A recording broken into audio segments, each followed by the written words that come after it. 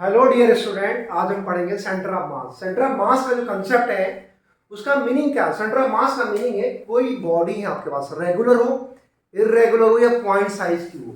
ठीक है, यहां पर क्या है? रेगुलर बॉडी होगी आपकी, इरेगुलर है या पॉइंट साइज की है। तो हमें ये फाइंड आउट करना कि इन बॉडी का एक ऐसा पॉइंट ढूंढिए जहां पर होल मास को हम ये मान सके रखा हुआ है, centred, right. Irregular regular body में क्या मास ऐसे डिस्ट्रीब्यूट है, फैला हुआ है। तो हमें ये पॉइंट ये बताना है कि पर्टिकुलर पॉइंट पर ये मास रखा हुआ है, मींस वो पॉइंट ढूंढना होता है। तो हमें क्या फाइंड करना? सेंटर ऑफ मास करना है। पॉइंट मास केस में दिक्कत नहीं है। पॉइंट साइज में क्या, अगर कोई मास है आपका, ये m है और ये पॉइंट साइज का है, दैट इज क्या है बेटा? पॉइंट साइज का। तो ये जहां पर रखा हुआ उसका सेंटर ऑफ मास हम वहां पर मान लिया। बट जब बॉडी में मास डिस्ट्रीब्यूटेड हो तो समस्या खड़ी होती है। तो सबसे पहले हम बात करेंगे इसकी पॉइंट साइज की मास की। तो पॉइंट साइज के कुछ मासेस है मान लीजिए, और वो एक्स वाई प्लेन में रखे हुए। सपोज कीजिए ये मास m1 है, ये m2 है और ये m3 मास है। तो ये आपने m1 m2 और ये m3 मास ले लिए। इनके कोऑर्डिनेट्स गिवन है x1 y1, x2 y2 और z2 भी ले लीजिए। चलो, तीनों कोऑर्डिनेट्स गिवन है। यहाँ पर z1 कर लीजिए और ये वाला जो कोऑर्डिनेट है x3 y3 और z3 है। ये तीन उसके कोऑर्डिनेट्स हैं, ठीक है, तीनों प्लेन के हैं, राइट। और उनके पोजीशन वेक्टर गिवन है ऐसे। ये आपका r1 पोजीशन है, ये r2 है और ये r3 है। समझे बात को? ये पॉइंट साइज है वो रखे हुए हैं इस प्लेन में, क्या x y z प्लेन में रखे हुए, राइट। और उनके जो कोऑर्डिनेट्स है वो गिवन है। तो हमें सेंटर ऑफ मास फाइंड करना, मतलब सेंटर ऑफ मास के क्या होंगे? कोऑर्डिनेट्स होंगे या पोजीशन वेक्टर के फॉर्म में निकाल सकते हैं। तो पहले कोऑर्डिनेट्स के फॉर्म में निकालना है, तो उनके x1 y1 और z1 वैसे ही हमारे कोऑर्डिनेट्स आएंगे, क्योंकि कहीं ना कहीं प्लेन के बीच में वो पॉइंट मिलेगा आपका, तीनों प्लेन के बीच में। तो हमें क्या करना है? उसके सेंटर ऑफ मास के कोऑर्डिनेट्स को फाइंड करना है, xc yc और zc। समझे बात को? कि उसका x, उसके x जो आपका एक्सिस है उस डायरेक्शन में क्या होगा सेंटर ऑफ मास, y में कितना होगा और z में कितना होगा।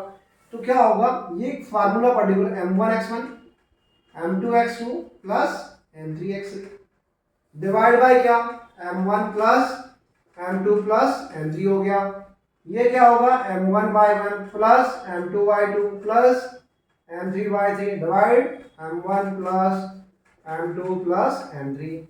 ये क्या होगा? m1z1 plus m2y2 sorry m1x1 sorry m1z1 और m2z2 plus m3z3 divide by कितना बेटा? m1 plus m2 plus m3। तो ये था क्या, कोऑर्डिनेट जो है आपके फाइंड आउट हो गए। x y और z एक्सिस में उसके हमने कोऑर्डिनेट्स फाइंड आउट कर लिए। ये हमने यहाँ पर इसका ओरिजिन मान लिया है। उस ओरिजिन से रेफरेंस पॉइंट ओरिजिन है यहाँ पर, क्योंकि किसी भी डिस्टेंस के लिए आपको एक रेफरेंस पॉइंट लेना होता है। यहाँ पर हमने ओरिजिन को मान लिया, ठीक है। तो ये पॉइंट केस में हम निकाल सकते हैं उसके centre of mass x y और z, ये तीनों उसके कोऑर्डिनेट्स आ गए। अगर पोजीशन वेक्टर के फॉर्म में निकालना है तो सेंटर ऑफ मास क्या होगा? r cm। तो ये r1 cm कितना होगा? m1 r1 plus m2 r2 sorry plus m3 r3, yes, divide by m1 plus m2 plus m3। ये आपका पोजीशन वेक्टर के फॉर्म में इसका क्या आ गया बेटा? सेंटर ऑफ मास का ये वेक्टर पोजीशन आ गया, राइट। चलिए, ये तो पॉइंट मास की तो बात हो गई है। अगर आपके पास में कोई ऐसे ऑब्जेक्ट हैं जिसमें मास डिस्ट्रीब्यूशन वाला है, उस पर बात करेंगे। लेकिन उससे पहले प्रॉब्लम और लेते हैं। देखो वो प्रॉब्लम किस तरह की होगी, देखिए। अगर आपको दो पॉइंट साइज दे दिए जाए और उनके बीच का आपको डिस्टेंस गिवन और बोले कि इनका सेंटर ऑफ मास फाइंड करो, आपको कोई यहाँ पर कोऑर्डिनेट नहीं दिए गए हैं, बट आपको सिर्फ मास गिवन है। सपोज कीजिए कि मास आपके पास में यहाँ पर ये m1 मास है और ये m2 मास है। आपको इनका डिस्टेंस गिवन है आपको r, और इसे पूछा गया है इनका सेंटर ऑफ मास निकालना है। तो सबसे बड़ी प्रॉब्लम ये है कि आपको सबसे पहले कोई रेफरेंस पॉइंट लेना होगा, तभी हम उसके कोऑर्डिनेट बता पाएंगे। वैसे देखा जाए तो ये हॉरिजॉन्टली प्लेस्ड है, तो उसके एक्स डायरेक्शन में ही कोऑर्डिनेट्स होंगे कि नहीं होंगे। तो हम किसी भी पॉइंट को यहाँ पर ओरिजिन मान सकते हैं, यार ये M1 पर मान लीजिए, M2 पर मान लीजिए। यदि मैं यहाँ पर M1 पर मानता हूँ ओरिजिन को, तो मैं कहूँगा कि centre of mass with respect to M1 आएगा, राइट। तो मैंने यहाँ पर आपका एक इसका रेफरेंस पॉइंट ले लिया है, और ये आपका क्या हो गया बेटा, ये आपका ओरिजिन हो गया यहाँ पर 0 0। इसके कोऑर्डिनेट्स कितने होंगे, कैसे होंगे, r0 होंगे, क्योंकि ये डिस्टेंस है हॉरिजॉन्टली है एक्स एक्सिस में, तो r0 हो गया। y में प्लेस नहीं है, तो हमारे पास सिर्फ जो कोऑर्डिनेट मिलेंगे वो x के मिलेंगे। तो इसका सेंटर ऑफ मास क्या होगा, xcm से निकालिए, m1 x1, इसका x1 0 है यहाँ पर, ये x1 y1 बेटा, ये x2 y2 है। तो m1 x1 हो गया, x1 0 है, प्लस m2 और ये r हो गया, डिवाइड बाय क्या होगा, m1 प्लस m2। यस, तो ये आपका centre of mass with respect to m1 आ गया। वैसे ही आप इसको रेफरेंस पॉइंट मान सकते हैं, तो m2 के रिस्पेक्ट में सेंटर ऑफ मास आएगा, वो क्या आएगा, xn क्या आएगा, यहां पर देखो ये आया आपका m2r bye m1 plus m2। तो अगर मैं इसके रिस्पेक्ट में लेता हूं तो वो क्या आएगा, m1r bye m1 plus m2। Yes, आप इसको सेंटर से भी निकाल सकते हैं लेकर एक रेफरेंस पॉइंट, राइट। तो ऐसे हम ऑब्जेक्ट का centre of mass easily find out कर सकते हैं। ऐसे क्वेश्चंस कई बार पूछे गए हैं, राइट। चलिए, हमारा पॉइंट मास हो गया। अब हम डिस्ट्रीब्यूटेड वाले मास की बात करेंगे, राइट, कि डिस्ट्रीब्यूटेड मास में हम कैसे सॉल्व करेंगे। देखो, अगर हमारे पास कोई रॉड है, कोई डिस्क है, हाफ डिस्क है, ठीक है, लैमिना है, या आप कहेंगे डिस्क के साथ में रिंग हो सकता है, तो उनका सेंटर ऑफ मास कहाँ होगा, उनके सेंटर ऑफ मास को फाइंड आउट करना हमें। तो आपको ये पता है कि रेगुलर जो बॉडी है ना, जैसे रिंग है, तो उसका सेंटर कहाँ होगा, सेंटर ऑफ मास, तो उसके सेंटर पर मान सकते हैं यहाँ पर। तो ये जो रिंग है हमारी, इसका सेंटर, इसका सेंटर ऑफ मास है। ये हमारी डिस्क है, तो इसका सेंटर, ये इसका सेंटर ऑफ मास है। ये हमारा स्क्वायर है, और उसके डायगोनल पर जहाँ ये इंटरसेक्ट करता है वहाँ उसका सेंटर ऑफ मास मान सकते हैं। ये हमारा रेक्टेंगल है बेटा, और रेक्टेंगल पर हम क्या मानेंगे, सेंटर ऑफ मास, जहाँ पर इसके डायगोनल इंटरसेक्ट करते हैं। तो रेगुलर बॉडी के केस में दिक्कत नहीं है सेंटर ऑफ मास निकालना, वो आसानी से फाइंड आउट हो जाएगा। पर अगर बॉडी रेगुलर है, उस केस में हम सेंटर ऑफ मास को फाइंड आउट कैसे करें, राइट। वैसे स्फीयर का निकाल सकते हैं आप लोग, ठीक है। और आप यहाँ पर हाफ रिंग का फाइंड आउट करके हम देखते हैं इरेगुलर केस में, कि पहला हम बात करें तो ये हाफ रिंग है हमारी, और ऐसे प्लेस देंगे, ये हाफ रिंग है और ये से प्लेस है, ध्यान से देखना।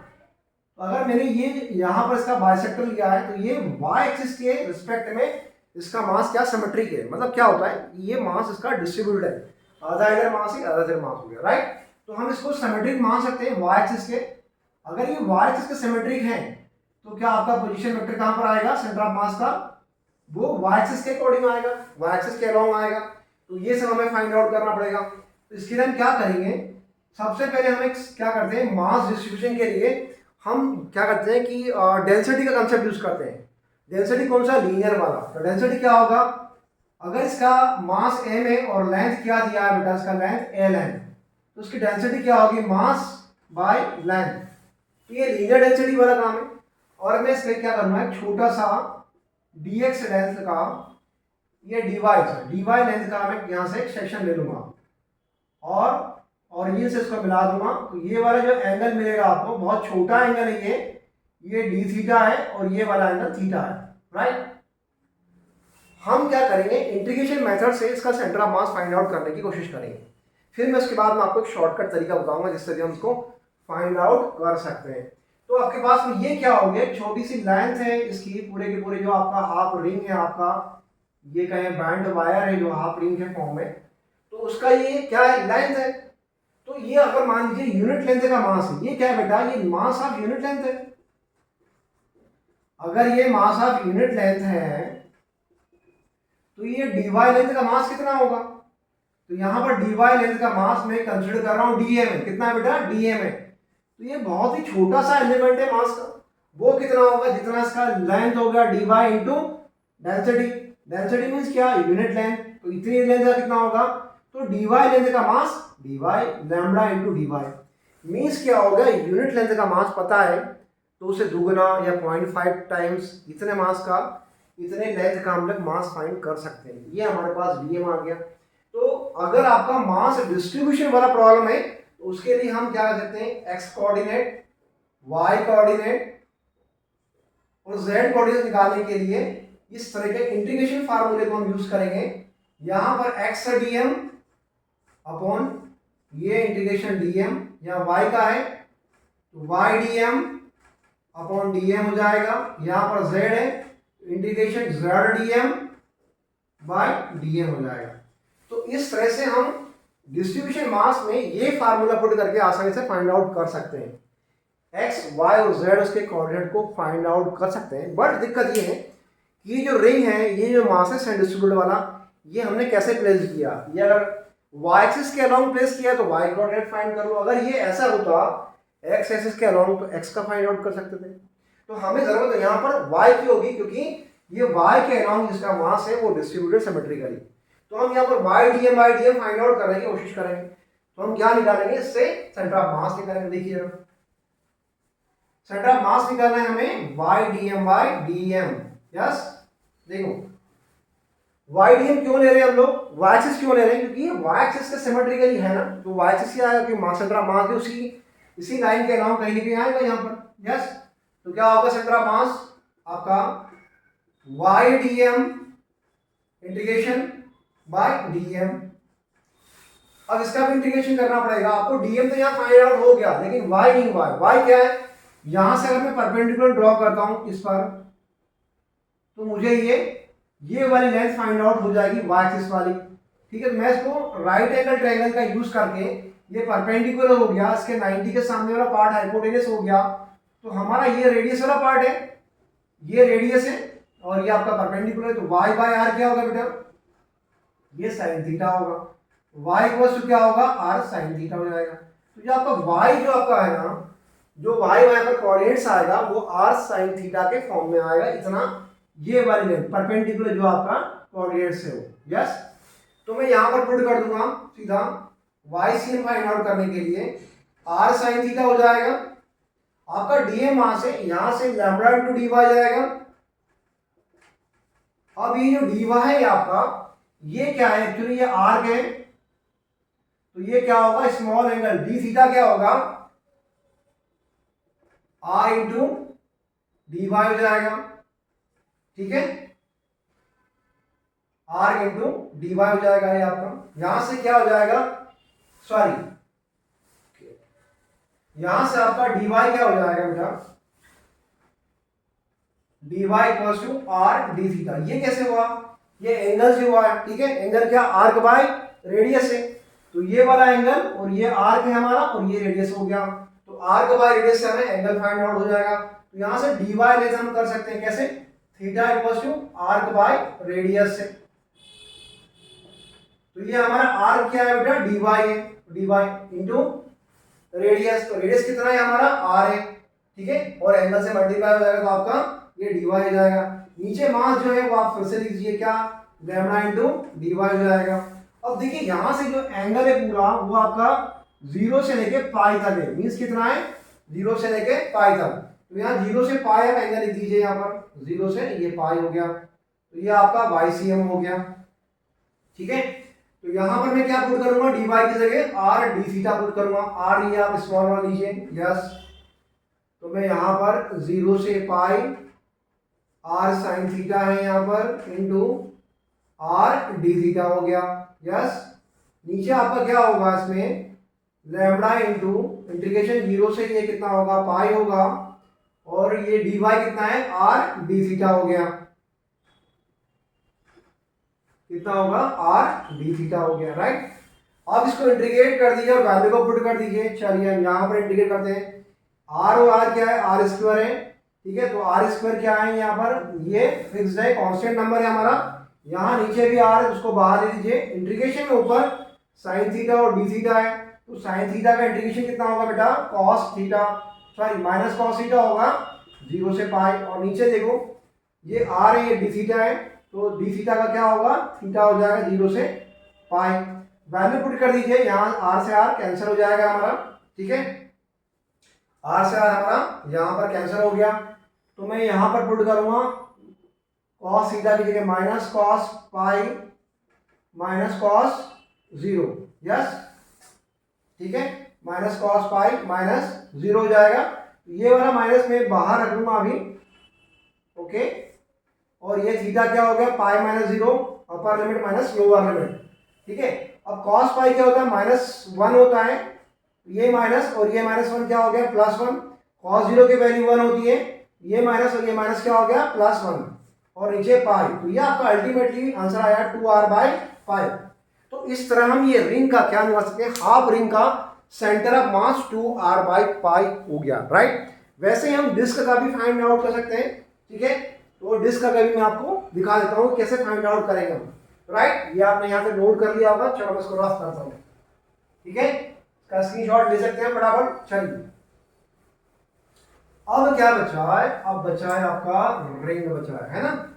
तो रिंग और बाकी आप हाफ स्फीयर, हेमिस्फीयर का भी ले सकते हैं, होलो वाला जो आपका स्फीयर है या सॉलिड स्फीयर है उनका भी निकाल सकते हैं, कॉनिक सेक्शंस का निकाल सकते हैं। इंटीग्रेशन मेथड से हम लोग फाइंड आउट कर सकते हैं generally centre of mass. Depend इस पर करता है कि बॉडी को आपने कैसे रखा हुआ है, किस प्लेन में सिमेट्रिक है वो, एक्स में कि वाई में, डिपेंड करता है कि बॉडी कैसे रखी हुई है। अगर मैं बात करूं आप डिस्क की, देखो अगर ये डिस्क है हमारी, ये डिस्क है और इस डिस्क को भी मैंने कहां रखा हुआ है, वाई एक्सिस के अलोंग मैंने सिमेट्रिक किया हुआ है, यस, ये हमारी डिस्क है, राइट। क्या है बेटा, ये डिस्क है। अब डिस्क में क्या होता है कि पूरा का हमारा मास भरा हुआ है इसमें, ये इनसाइड क्या है, खाली नहीं है। तो इसको थोड़ा सा कॉम्प्लिकेशन इसमें इसलिए आया कि हमें छोटे छोटे क्या लेना पड़ेंगे, इसके रिंग लेना पड़ेंगे और उन सबको इंटीग्रेट करना पड़ेगा। इसका एक फायदा क्या मिलेगा अपने को, फायदा इस बात का मिलेगा कि अभी हम रिंग का पता कर चुके हैं, उसको इंटीग्रेट करके हम निकाल देंगे, राइट। देखो ये है आपका क्या, ये डिस्क है ना। पर तो मैंने क्या किया, यहां पर एक छोटा सा ये आर्क ले लिया, डी आर विड्थ का यहां पर ले लिया, यस। तो ऐसे बहुत सारे छोटे छोटे रिंग के एलिमेंट को हम करेंगे, यहां से कंटिन्यू करते करते यहाँ से कहां से लेंगे, उसकी रेडियस तक इंटीग्रेट कर देंगे तो हमें जनरली मिल जाएगा। बट ये जो सारी हम लोग रिंग ले रहे हैं, छोटे छोटे स्ट्रिप्स ले रहे हैं ना, उनका सेंटर ऑफ मास को इंटीग्रेट करते हुए हमें जाना आगे तक 0 से R तक जाना पड़ेगा। तो क्या करेंगे, सबसे पहले वही तरीका है, ये वाला हमने क्या किया, कंसिडर किया है यहाँ पर, और इसका हमने रेडियस R मान लिया है, ठीक है। अब इसका छोटा सा हम लोग क्या मान लेंगे, ये लेंथ हमने जो आपका dr है, dr नहीं लेंगे, y के सिमेट्रिक है तो आप dy ले लीजिए, राइट। बट ये जो है क्या है, ये लेंथ का नहीं, ये पूरा एरिया है, क्योंकि एरियल सिमेट्रिक है ये, वो उसमें सिर्फ लेंथ थी, पर यहाँ पर लेंथ और क्या है, विड्थ दोनों है, राइट। तो हम क्या करेंगे, डिस्क केस में एरिया फाइंड करेंगे। तो डेंसिटी को फाइंड कैसे करेंगे, इसका मास दिया है m और इसका एरिया गिवन है a, तो इसका एरियल डेंसिटी कितना हो जाएगी, मास बाय एरिया। ये क्या है बेटा, ये एरियल डेंसिटी है, राइट। अगर ये एरियल डेंसिटी है मतलब मास ऑफ क्या है, यूनिट एरिया है, क्या बेटा ये मास क्या है, यूनिट एरिया का मास है ये। तो इतना एरिया जो है आपका, ये वाला जो पर्टिकुलर स्ट्रिप्स है, इसका एरिया फाइंड कर लीजिए, उसका मास निकाल लीजिए और देन इंटीग्रेट कर दीजिए 0 से R तक। तो इसका जो मास है, ये वाली जो स्ट्रिप्स है, इसका मास मैं dm मान लेता हूं, ये dm मास हो गया। तो इसका एरिया कितना होगा, इसका एरिया कितना होगा, ये वाली स्ट्रिप की बात कर रहा हूं, इसका एरिया कितना होगा, इसका लेंथ कितना 2 पाई r, विड्थ कितना लोगे dr, तो लेंथ इंटू विड्थ हो जाएगा 2 पाई r इंटू, ठीक है, 2 पाई i की जगह यहां पर y लो, ज्यादा अच्छा रहेगा, स्मॉल y, ये हमने dy लिया ना, तो 2 पाई r और ये 2 पाई y और ये हमने यहां पर dy ले लिया। अब ये dy क्या है, हमारा विड्थ है, ठीक है। तो हमें ये फाइंड आउट करना क्या, 2 पाई y dy, ये इसका मास, इसका एरिया आ गया। अगर हमारे पास यूनिट एरिया का मास इतना है तो हम इससे मल्टीप्लाई कर देंगे, तो टोटल हमारे पास ये मास आ जाएगा इतनी dm, लेंथ का मास आ जाएगा, जिसका कुछ क्या है, लेंथ भी कुछ विड्थ भी। तो 2 पाई y उसका मैंने क्या कर दिया, उसका मैंने 2 पाई y ले लिया, उसका लेंथ ले ली और dy उसकी विड्थ ले ली, राइट। इस तरह से हमें फाइंड आउट हो गया। तो हम क्या करेंगे, अब इसका सेंटर ऑफ मास को फाइंड आउट करते हैं। तो y क्या होगा, ycm, इंटीग्रेशन मेथड लगाओ, y dm by क्या लिखोगे, इंटीग्रेशन डीएम, ठीक है। वाई क्या है यहाँ पर आपका, वाई को फाइंड आउट करेंगे। वाई मीन्स क्या, इस रिंग का सेंटर ऑफ मास जो हम फाइंड आउट कर चुके थे 2r/पाई था, क्या था 2r/पाई था यहाँ पर। तो मैं यहाँ पर पुट कर दूंगा क्या, ये यहाँ पर y कोऑर्डिनेट तो 2y/पाई हो जाएगा आपका, यस y की जगह। और dm कितना है आपका 2πy dy into lambda, yes ये हो गया इसका। और नीचे वाले मास का क्या लिखोगे आप, ये 2πy dy बाय लैम्बडा, ठीक है। तो ये 0 से कहां तक जा रहा है वो आप पुट कर दीजिए। सपोज कि जिसका रेडियस r है, ठीक है, इसका रेडियस कितना है r है, तो हम 0 से r तक इंटीग्रेट कर देंगे ऐसे बहुत सारी छोटे छोटे स्टेप्स लेके, ये स्टेप्स, ये वाले स्टेप्स, ये वाले। तो ऐसे सारे स्टेप्स को जब आप इंटीग्रेट कर दोगे तो पूरे के पूरे डिस्क का centre of mass find out हो जाएगा। 0 से r तक इंटीग्रेट कीजिए आप, 0 से r तक। यहाँ पर जो भी क्वांटिटीज हैं ये कट जाएगा 2π से, यस। तो ये हो जाएगा 2y² dy, और ये लैम्बडा है तो लैम्बडा को मैं बाहर लिख लेता हूं। यहाँ 0 से r है बेटा, ये 4y² हो जाएगा हमारा। सॉरी हम कहीं और लिखते हैं, थोड़ा नीचे लिख लेते हैं, राइट। तो क्या होगा 0 से r तक ले लिया हमने यहाँ पर ये क्या है आपका लैम्बडा जो है कांस्टेंट नंबर आ रहा है आपका। ये वेरिएबल हमारे पास में कितना आ गया 4y² हो गया, और ये dy, यस। मास नीचे कितना है 2π है, यस। तो 2π को मैं लैम्बडा है, लैम्बडा और 2π है, तो लैम्बडा और 2π को जरा बाहर कर लेता हूं, और बचा यहाँ पर 0 से ये r है बेटा, यस। और यहाँ पर क्या हो गया ये dy। अब इसका आप इंटीग्रेशन कर दीजिए। y का क्या होगा, लैम्बडा है 4y³ बाय 3 हो जाएगा 0 से r तक, और नीचे क्या हो जाएगा lambda into 2π y0 to r। अब वैल्यू पुट करना है, यहाँ जो कट रहा हो काट दीजिए, तो ये r पुट कर दीजिए यहाँ पर, ठीक है। Lower limit upper limit r है, लोअर लिमिट 0 है, तो 4r³/3, लोअर लिमिट 0 हो गई है। यहाँ पर देखिए क्या होगा, वो r हो जाएगा, तो 2πr, और ये लोअर लिमिट क्या है 0 है, तो यहाँ r से r ये सॉरी ये कितना हो जाएगा 2πy है ना यहाँ पे, तो r से r क्या हो जाएगा यहाँ पे कैंसिल हो जाएगा, ओके। तो 2πy dy, यस। ये यहाँ पर सॉरी यहाँ पर y है तो y² हो जाएगा इसका, यहाँ पर कितना हो जाएगा y²/2 हो जाएगा, यस। तो हम क्या करेंगे यहाँ पर लिमिट पुट कर देंगे, तो y² आपका ये हो गया r²/2, और आपका लोअर लिमिट 0 है तो ये r² से r कैंसिल हो जाएगा, ठीक है। और हमारे पास में क्या आ जाएगा यहाँ पे, ये 2π था तो ये 2π से ये 2π कैंसिल, तो आपका फाइनली आंसर क्या आ जाएगा 4r/3। ये डिस्क के केस में सेंटर ऑफ मास है, किसके, ये डिस्क के केस में सेंटर ऑफ मास, राइट। तो इतनी चीजें आपको यहाँ पर ये ध्यान रखना है। ये डिस्क हो गया हमारा, और उसके बाद में रिंग भी कंप्लीट हो गया। चलिए आगे बढ़ते हैं, कुछ आम केसेस के देखते हैं रॉड वाले, कि रॉड के केस में सेंटर ऑफ मास हम फाइंड आउट कैसे करेंगे, राइट। चलिए मैं इसको रफ कर देता हूं। तो हमारा रिंग भी हो गया, डिस्क भी हो गया। चलिए अब बात करते हैं रॉड का। एक हमारे पास में एल लेंथ की रॉड है और उसका मास m है, उसका सेंटर ऑफ मास उसके सेंटर पर होगा, नो डाउट, ये आपको पता है। उसको हम क्या कर सकते हैं, डिराइव भी ले सकते हैं, लेकिन मैं कुछ यहाँ पर प्रॉब्लम्स लूंगा। कुछ क्वेश्चंस लेते हैं यहाँ पर, कि अगर दो रॉड परपेंडिकुलर प्लेस्ड हैं, दो रॉड परपेंडिकुलर प्लेस्ड हैं, तो उनका सेंटर ऑफ मास क्या होगा। तो उस रॉड के केस में क्या हो रहा है, रॉड के केस में सेंटर ऑफ मास, रॉड क्या है यूनिफॉर्म शेप वाली बॉडी है, अगर एल लेंथ है, मास m है उसका, तो उसका जो सेंटर ही होगा वही क्या होगा उसका सेंटर ऑफ मास, क्या l/2 और l/2, आप यहां से इसको सेंटर मान सकते हैं, राइट। तो उसका सेंटर ऑफ मास क्या हो गया, रॉड की जो लेंथ है उसके मिड पॉइंट पर वो मास पॉइंट रखा हुआ है, राइट। अगर हमारे पास में ये क्वेश्चन आता है कि दो रॉड है ये और परपेंडिकुलर एक दूसरे से प्लेस्ड है ये, राइट, दो रॉड है और ये परपेंडिकुलर प्लेस्ड है, यस।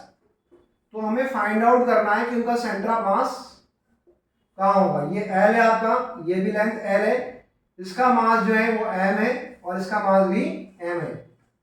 तो क्या फाइंड करना है, फाइंड आउट सेंटर ऑफ मास कहाँ होगा इसका। तो देखिए ये रॉड जो है एल लेंथ की है, तो इसका सेंटर ऑफ मास कहाँ होगा, यहाँ पर L/2 लेंथ पर, इसके मिड पॉइंट पर। ये वाली रॉड है, इसका सेंटर ऑफ मास कहाँ होगा, इसके मिड पॉइंट पर होगा।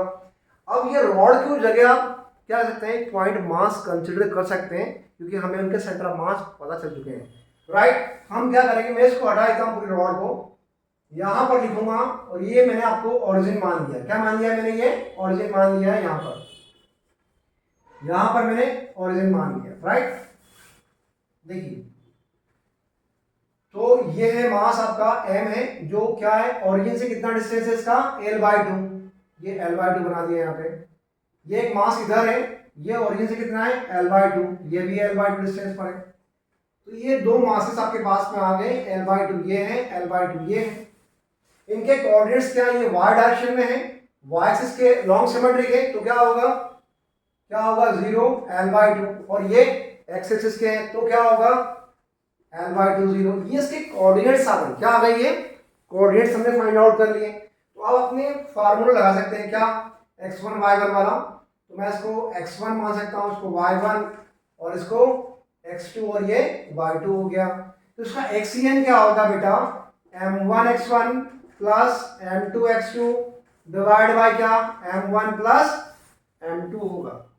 तो यहां पर देखिए ये मास m1 है, तो मैं इसको मास को यहां पर m2 मान लेता हूं और ये हमारा m1 है। दोनों मास सेम है, तो मैं m1 को क्या लिखूंगा यहां पर, m इंटू इसका कोऑर्डिनेट क्या है L/2। ये m2 कहां पर, ये रहा, इसका कोऑर्डिनेट x कौन सा 0, तो m2 इंटू 0 हो जाएगा और दोनों का m1 प्लस m2 जाएगा। तो m L/2 डिवाइड बाय क्या हो जाएगा 2m, ठीक है। तो ये हमारा यहाँ पर क्या हो गया, कैंसिल हो जाएगा और L/4 आ जाएगा उसका xcm, क्या आया L/4, ठीक है। तो ये वाला x कोऑर्डिनेट जो आया कहीं ना कहीं यहाँ पर लाई करेगा, ये इसके सेंटर पर। तो xcm कितना आ गया हमारा, L/4 आ गया, क्लियर। वैसे ही हम ycm फाइंड आउट कर सकते हैं। देखिए ycm को फाइंड आउट कैसे करेंगे, यहां पर ycm देखो सेंटर ऑफ मास का y कोऑर्डिनेट्स क्या होगा, m1 y1 क्या होगा, m1 y1, ये हमारा m1 m है यहाँ पर, उसका y1 कौन सा है, ये वाला यहाँ पर x1 y1 था, ये x2 y2 हो गया। सॉरी, ये तो आपका m1 m2 है, ये आपका m1 है और ये आपका m2 है। यहां पर जो कोऑर्डिनेट्स थे वो आपके x1 y1 और यहां वाले x2 y2 है, यस।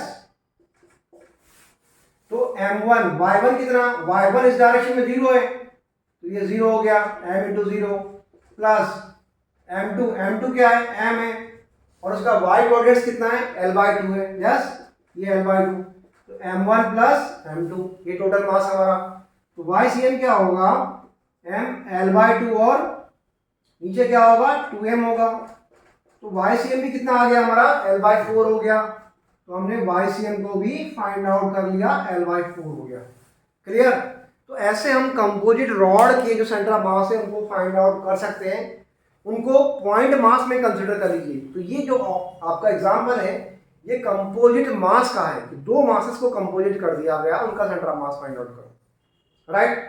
इसको एक क्वेश्चन से और समझते हैं, कंपोजिट मास के केस में सेंटर ऑफ मास क्या होगा, राइट। चलिए मैं आपको दिखा रहा हूँ कि कंपोजिट मास का एक नया कंसेप्ट में नया क्वेश्चन क्या होगा वो देखिए, ठीक है। अगर मैं आपको रिंग के ऊपर एक डिस्क रख दूं, क्या रख दूं, रिंग के ऊपर एक डिस्क को मैंने प्लेस कर दिया, देन सेंटर ऑफ मास क्या होगा, रिंग के ऊपर डिस्क को प्लेस किया। क्या क्वेश्चन है, क्वेश्चन है कि अगर मैं एक रिंग लेता हूं ऐसा और उसको डिस्क के ऊपर प्लेस कर देता हूं, ठीक है, ये जो रिंग है ये डिस्क के ऊपर रखी हुई है, तो आधा ये क्या है, ये आधा डिस्क है और आधा रिंग है, ठीक है। तो आप इसके कोऑर्डिनेट्स ले सकते हैं। तो इस जो ऑब्जेक्ट का सेंटर ऑफ मास कहाँ पर होगा वो हमें देखना है। इसका मास में m और इसका मास 2m कंसिडर कर रहा हूँ। और आपको पता है कि रिंग के केस में उसका सेंटर ऑफ मास कहाँ आता है, 2r बाई पाई पे आता है। तो ये y एक्सिस का सिमेट्रिक है, तो 0 2r बाई पाई हो गया, यस। और डिस्क का क्या होता है, 4r बाई 3 होता है, तो वो कहीं इधर आएगा, वो भी y एक्सिस के। लेकिन अगर मैं इसको ओरिजिन मान रहा हूँ यहाँ पर, तो ऊपर वाला प्लस और नीचे वाला डिस्टेंस माइनस होगा, तो ये हो जाएगा 0 minus 4r by 3, 4r by 3 पाई। ये हो गया उसका सेंटर ऑफ मास। ये था हमारा रिंग का और ये डिस्क का।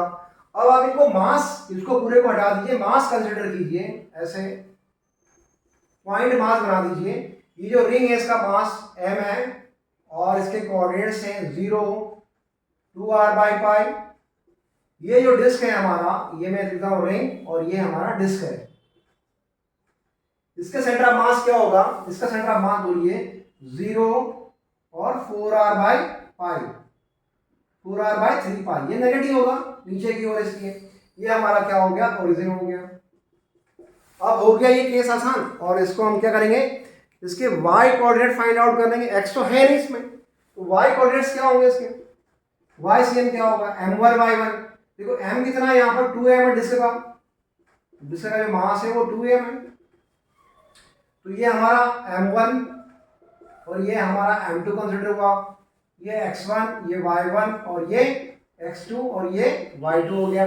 तो इस तरह से हम प्रॉब्लम को डील कर सकते हैं कि जो हमारा ऑब्जेक्ट जो है वो अगर कंपोजिट मास में दिया गया है तो हम उनको पॉइंट मास में कंसीडर करके प्रॉब्लम को इजीली सॉल्व कर सकते हैं। अब सेंटर ऑफ मास को फाइंड आउट करना है, तो m1 y1, ये y1 कितना है हमारा, ये m1 है, y1 है आपका 2r by pi, yes, plus m2 कितना है 2m है, m2 कितना है हमारा 2m है।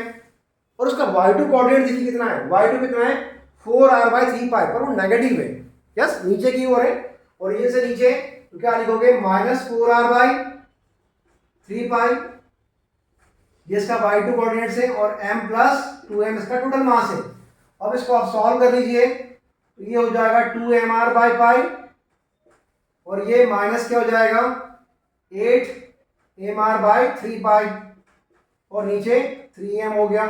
इसको आप सॉल्व कर लो, आपका आंसर मिल जाएगा, राइट।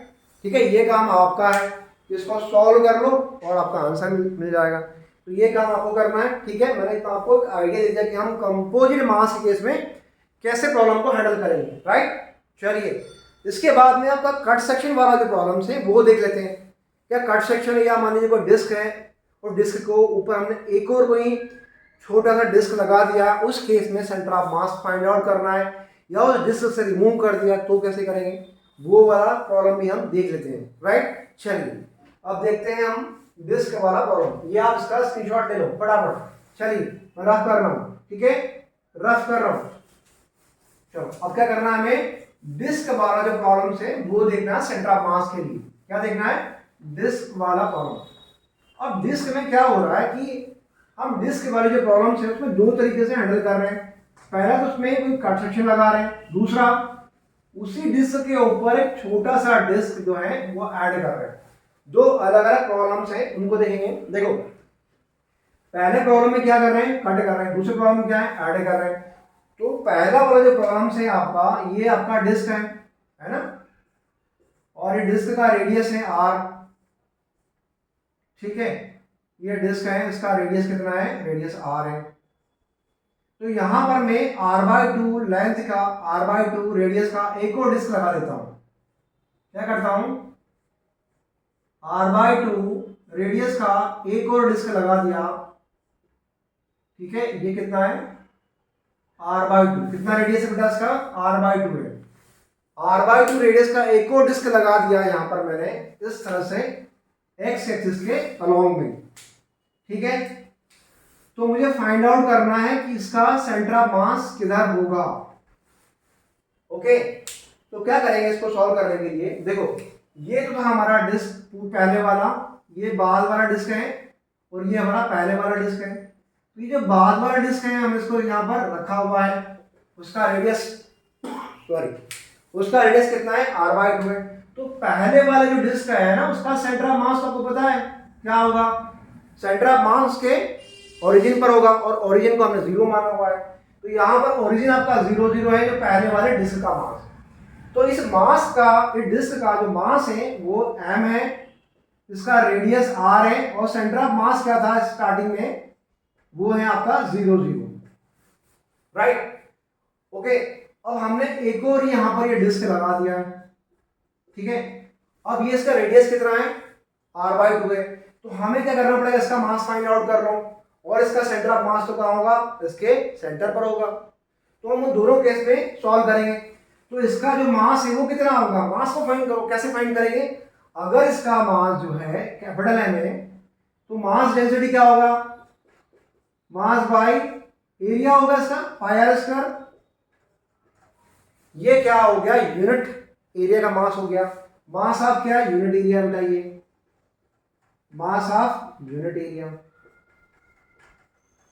अब हमें इस डिस्क का मास निकालना है, आसान है। कैसे निकालोगे, इसका एरिया कितना है, इसका एरिया ऑफ स्मॉल डिस्क कितना है, कितना है, इसका एरिया कितना होगा स्मॉल डिस्क का, πr²/2 का होल स्क्वायर, πr²/4 हो जाएगा। तो πr²/ये 4 हो गया। तो हमें इस जो डिस्क का एरिया है वो फाइंड हो गया। तो इतना एरिया का मास हम इजीली फाइंड आउट कर सकते हैं। कैसे, ये यूनिट एरिया का मास है, राइट। तो यूनिट एरिया का मास अगर हमारे पास में है तो a डैश का मास कितना होगा वो निकाल लीजिए। m डैश हो जाएगा आपके पास में lambda into πr²/4।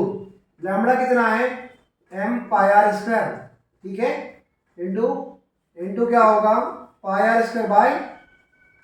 πr² cancel हो जाएगा, m/4 बचेगा। m डैश कितना हो गया बेटा, ये वाली जो रिंग है ना, ये वाली जो रिंग है, रिंग नहीं सॉरी, ये वाली जो डिस्क है ना, इसका जो मास है वो m/4 है और इसका सेंटर आपको पता है, इसका सेंटर यहां से इस रेफरेंस पॉइंट माने तो इसका r/2 डिस्टेंस मतलब रेडियस है।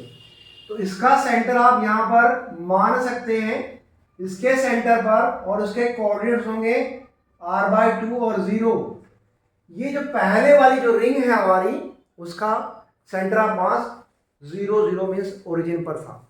अब प्रॉब्लम आसान हो गई है, हम फाइंड आउट कर सकते हैं इजीली। कैसे फाइंड करेंगे, देखो इसका सेंटर ऑफ मास को फाइंड कीजिए, एक्सियल निकाल लीजिए, ठीक है। यहां पर मैंने यहां पर पुट किया होल जो रिंग है पुरानी हमारी, होल रिंग का मास। अगर मैं इसको ऐसे बना दूं पूरी रिंग को हटा के, तो ये देखिए पहले वाली जो रिंग है आपका, ये जो पहले वाली रिंग है वो कहाँ रखी हुई है, ओरिजिन पर। ये मास है उसका, ठीक है। ये क्या है बेटा, ये मास है उसका 0 0 और यहाँ पर एक दूसरा मास है, मतलब ये वाली रिंग है हमारी, कितना है इसका m/4 है और इसके कोऑर्डिनेट्स हैं r/2, 0। तो अब आपको क्या करना है कि x एक्सिस का जो कोऑर्डिनेट्स है वो निकालना, y एक्सिस में कुछ है नहीं इसमें सिमेट्रिकली। तो हम क्या करेंगे, एक्सियल निकालेंगे, क्या होगा m1x1 plus m2x2 by m1 plus m2 हो जाएगा। तो एक्सियल क्या होगा हमारा, m1 क्या है हमारा, m है यहाँ पे, x1 कोऑर्डिनेट 0 है, प्लस m2 क्या है m/4, क्या है m/4 है और उसका कोऑर्डिनेट्स कितना है r/2 है।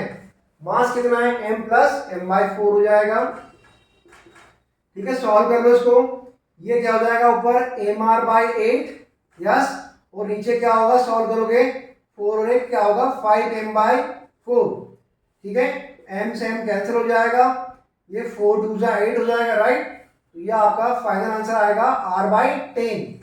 तो ये r/10 पर इसका सेंटर ऑफ मास होगा, राइट, ठीक है। अब ये पॉजिटिव दे रहा है तो मीन्स क्या होगा, इधर मास ज्यादा है क्योंकि आपने एक और डिस्क उसके ऊपर चिपका दी। क्लियर। तो इस तरह से हम क्या कर सकते हैं, किसी भी डिस्क का जिसके ऊपर एक और मास लगा दिया, चाहे वो स्क्वायर हो और चाहे वो सर्कल हो, चाहे वो आपका डिस्क हो, कुछ ही पुट कर दिए, उसका एरिया पता होना चाहिए, उससे हम उसको डिस्टेंस मेजर कर उसको फाइंड आउट कर सकते हैं उसका सेंटर ऑफ मास। राइट। तो ये r/10 प्लस हो रहा है, मतलब कहीं ना कहीं हमारा सेंटर ऑफ मास यही कहीं इसके पास में r/10 डिस्टेंस पर आया है। ये कहीं सेंटर ऑफ मास हमारे पूरे के पूरे होल सिस्टम का आया है, राइट। इस तरह से ये क्या हो गया, कंपोजिट बॉडी वाला मास हो गया। और हम क्या कट सेक्शन वाली प्रॉब्लम को भी देख लेते हैं। तो कट सेक्शन से हमें समझ में आ जाएगा कि इसका सेंटर ऑफ मास हम कैसे फाइंड आउट करें, ठीक है। ये तो था क्या, बॉडी हमने इसके ऊपर चिपका दी, एक रिंग के ऊपर इतना रिंग और हमने लगा दिया, राइट। चलो वो प्रॉब्लम भी देख लेते हैं, ठीक है। ये इतना समझ में आया होगा आपको, तो मैं इसको रफ कर रहा हूँ, उसके बाद में आपको वो वाली प्रॉब्लम करवा रहा हूँ, ठीक है। इसका स्क्रीनशॉट ले लो फटाफट। चलिए मैं इसको रफ कर रहा हूँ। चलो अब कौन सी लेना है, हमें वो डिस्क देखना है जिससे हमें रिमूव करना है, रिमूव वाला पोर्शन। तो ये जो कट सेक्शन वाले प्रॉब्लम्स हैं उसमें कैसे फाइंड आउट करोगे, जब मैं इसमें से कुछ पार्ट को हटा दूंगा, देन क्या होगा, देन फाइंड आउट करना है कि सेंटर ऑफ मास क्या होगा, राइट। तो हम करते हैं यहाँ से, सपोज कीजिए कि मैंने ये वाला हिस्सा यहाँ से हटा दिया है, ठीक है। ये वाला जो हिस्सा है यहाँ से रिमूव कर दिया है। अब आपको बताना है कि इसका सेंटर ऑफ मास बचे हुए जो सिस्टम का है वो किधर होगा। यस, तो ये वाला पोर्शन तो आपका खाली हो गया बेटा, क्या हो गया, ये वाला पोर्शन खाली हो गया। तो यहां से मैंने इसको कट कर दिया है और आपको फाइंड करना है आपका सेंटर ऑफ मास। r/2 का ही लिया मैंने यहाँ पे अभी, r/2 का। तो ये r/2 का जो पार्ट है ना रिंग का, इतना सा r/2 रिंग को हमने हटा दिया है। तो जो r/2 रिंग हटाई है ना, हटाने के बाद में ये जो बचा हुआ आपका लैमिना है उसका सेंटर ऑफ मास क्या होगा, तो वही फाइंड करना है। इसका मास जो हटाएगा उसका मास तो m/4 ही होगा, राइट। उसी तरीके से हम करेंगे, क्या करेंगे, इसका एरिया डेंसिटी को फाइंड आउट कर लीजिए। लैम्बडा इक्वल टू क्या होगा, m/a होगा। इस डिस्क का एरिया a है, इसका मास m है, तो उसका एरिया डेंसिटी ये आ गई। तो ये जो हमारा आपका जो कट सेक्शन है इसका एरिया a' है, ठीक है। तो उसका मास कैसे होगा, m πr²। ये होल रिंग का हो गया। ये जो कट सेक्शन वाली रिंग है ये क्या होगा, πr²/4 हो जाएगा। r/2 है, r/2² क्या होगा, r²/4। तो आपका जो मास होगा ना m' इसका जो मास है m' वो क्या होगा, लैम्बडा इंटू a'। कितना है, πr²/4। और लैम्बडा कितना आ गया हमारा, m/πr² इंटू क्या होगा, πr²/4। ये कैंसिल हो जाएगा, तो आपका मास तो वही आएगा। ये जो हमारा कट सेक्शन वाला पोर्शन था उसका मास m/4 ही आया, राइट।